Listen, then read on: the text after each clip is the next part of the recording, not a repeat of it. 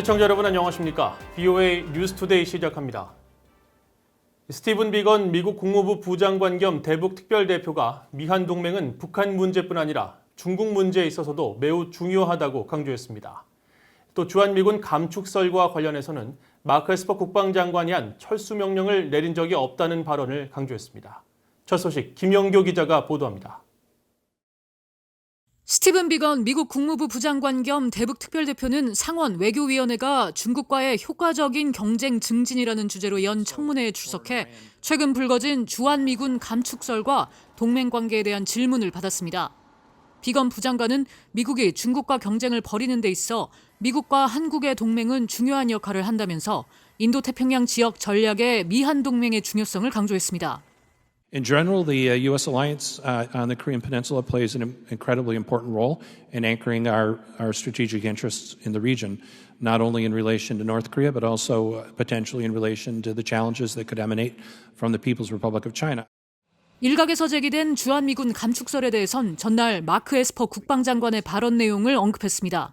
The Secretary of Defense actually made some public remarks yesterday addressing the exercise that they've been going through in looking at force structure in South Korea and other places around the world, but also was quite emphatic that he has made no recommendation to the president nor presented no particular proposal to reduce troops. 비건 부장관은 그러면서 미국과 한국 두 나라는 동맹의 활기를 불어넣어야 한다는 데 합의하고 있으며 방위비 분담금 해결은 도움이 될 것이라고 말했습니다.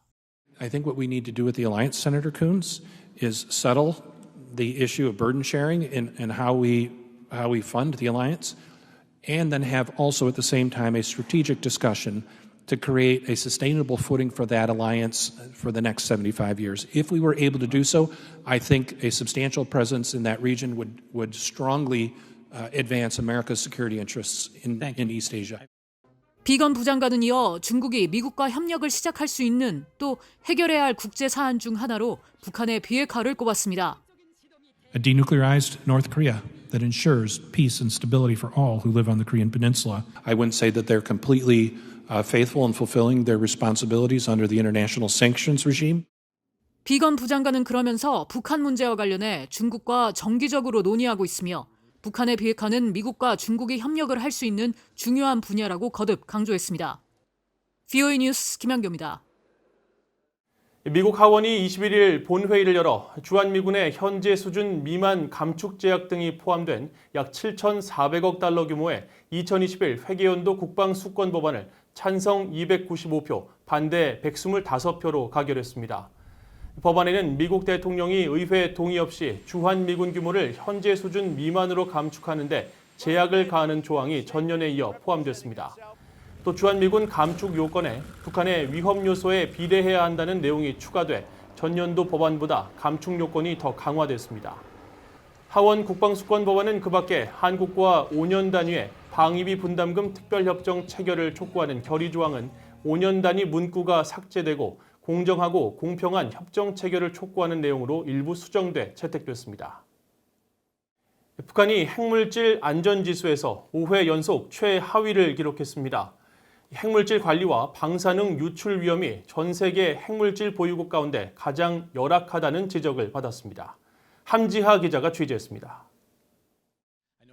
미국의 민간단체인 핵위협 방지구상 NTI가 22일 발표한 2020년 핵 안전지수에서 북한은 핵물질 안전 부문에서 100점 만점에 19점을 받았습니다. 핵무기로 사용될 수 있는 1kg 이상의 고농축 우라늄이나 플루토늄을 보유한 전 세계 22개 나라 중 가장 낮은 점수입니다. 핵위협 방지 구상이 보고서를 발표한 첫 해인 2012년 이후 5회 연속 최하위, 꼴찌 기록입니다. 핵위협 방지 구상의 보고서는 2년마다 핵물질 보유국의 보안 조치와 국제 규범, 국내법상 안전 조치와 이행 능력, 핵물질 도난 위험 요인 등을 토대로 발표하고 있습니다. 이 단체는 조사관들의 접근이 불가능한 북한 같은 나라의 경우 핵 관련 시설 주변의 군사 규모와 전문가들의 조언에 근거해 점수를 매겨왔습니다. 올해 북한은 평가 항목 중 국제 규범과 국내법상 안전 조치와 이행 능력에서 각각 0점을 받으면서 전체 점수를 크게 떨어뜨렸으며 총점 기준으로 2018년보다 1점이 올랐지만 2012년에 비해 3점이 떨어졌습니다.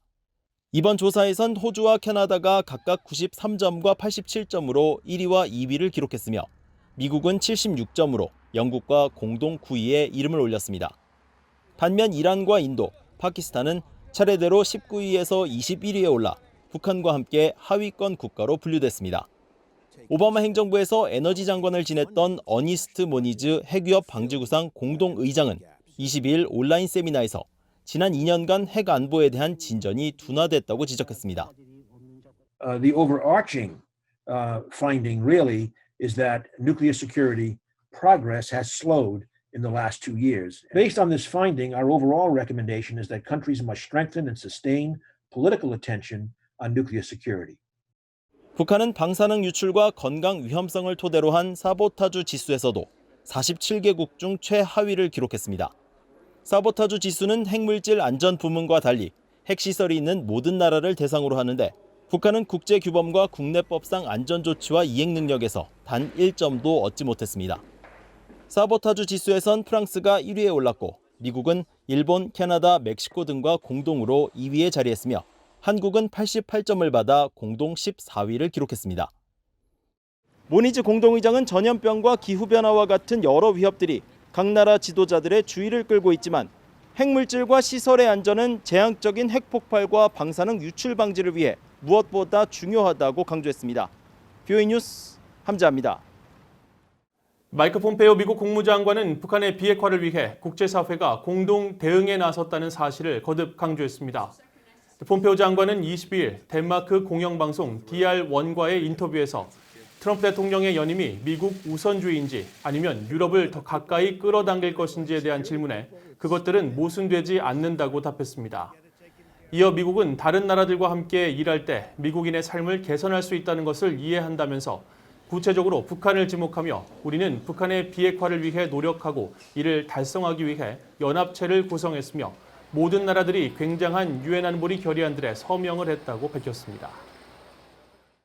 구글과 한국해양수산개발원 등이 설립한 비영리 단체 세계어업감시기구 등 8개 기관의 공동저자 15명은 22일 발표한 공동 논문을 통해 2017년과 2018년 북한의 배타적 경제수역에서 중국어선 약 1,622척이 불법적인 조업을 했다고 밝히고 실제 선박수는 더 많을 수 있다고 밝혔습니다. 논문은 특히 중국 어선들은 16만 4천 톤 이상의 오징어를 2년간 불법 포획해 4억 4,600만 달러를 벌어들였다고 밝혔으며 이번 연구를 주도했던 세계어업감시기구의 박재윤 선임연구원은 한 국가의 선박들이 제3국 수역에서 자행한 불법 조업 중 이번 사례가 가장 큰 규모로 안다고 VOA에 말했습니다. 한편 연구진은 중국 어선들의 이 같은 대규모 북한 해역 조업은 북한의 조업권 판매를 금지한 안보리 대북결의 2397호 등 여러 대북결의를 위반한 것으로 보이며 중국 어선들의 불법 조업 때문에 북한의 소규모 어민들이 심각한 타격을 받고 있다고 지적했습니다. 지난해 인도적 지원이 필요한 전 세계의 57%가 북한 등 10개 나라에 집중된 것으로 나타났습니다. 국제개발기구 개발 이니셔티브는 22일 공개한 2020년 국제 인도적 지원 보고서를 통해 지난해 69개 나라 2억 1,560만 명이 인도적 지원을 필요로 했다며 이같이 전했습니다.